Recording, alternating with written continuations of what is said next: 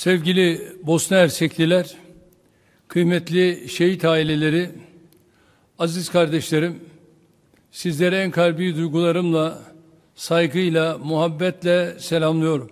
Bu matem günümüzde Türkiye'deki 86 milyon kardeşinizin taziyelerini iletiyorum. Rabbim tüm şehitlerimizi cennetiyle, cemaliyle müşerref eylesin.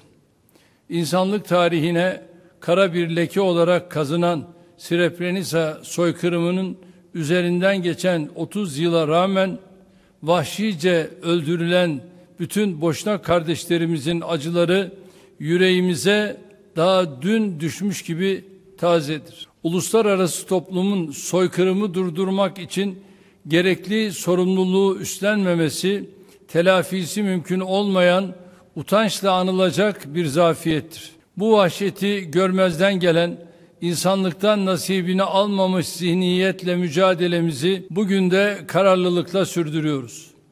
Her daim gündemde tuttuğumuz Birleşmiş Milletler reformu çağrımızın esasını işte bu bana dokunmayan yılan 1000 yıl yaşasın zihniyetiyle mücadele oluşturuyor. Bu mücadelede büyük fikir ve devlet adamı merhum Alija İzzetbegoviç'in "Ne yaparsanız yapın ama soykırımı unutmayın.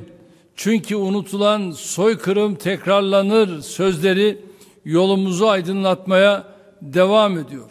Ülkemizin eş sunuculuğunda Birleşmiş Milletler Genel Kurulu'nun 11 Temmuz'u 1995 Srebrenica soykırımını anma uluslararası günü olarak ilan etmesi soykırıma karşı güçlü iradenin tezahürü olmuştur. Soykırımın işlendiği başlıca mahal olan Srebrenica Akü Fabrikası'nda ülkemizin desteğiyle kurulan Srebrenica soykırımı kurbanları anma müzesinin bu bakımdan önemli bir işlevi yerine getireceğine inanıyorum. Ne acıdır ki bugün Gazze'de yaşananlar uluslararası toplumun Srebrenica'dan gerekli dersleri çıkarmadığını gösteriyor. Srebrenica'da sessiz kalan uluslararası toplum, Filistin'de son yıllarda yaşanan zulümleri de sadece seyrediyor.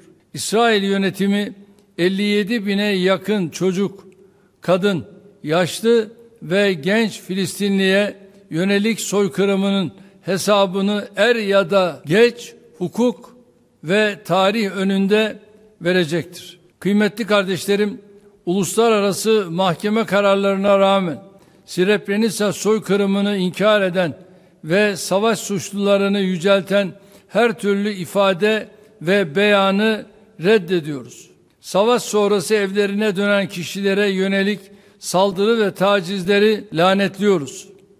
Balkanlar ve Avrupa'nın istikrarı bakımından Bosna Hersek'te tüm kesimleri kapsayan bir iç uzlaşının tesis edilmesi samimi temennimizdir. Bosna Hersek'in toprak bütünlüğü, egemenliği ve anayasal düzenine yönelik koşulsuz desteğimizin süreceğinden kimsenin şüphesi olmasın. Türkiye olarak gerek çok uluslu gerek ikili planda barış, huzur ve istikrarın korunması için üzerimize düşeni kararlılıkla yapmaya devam edeceğiz.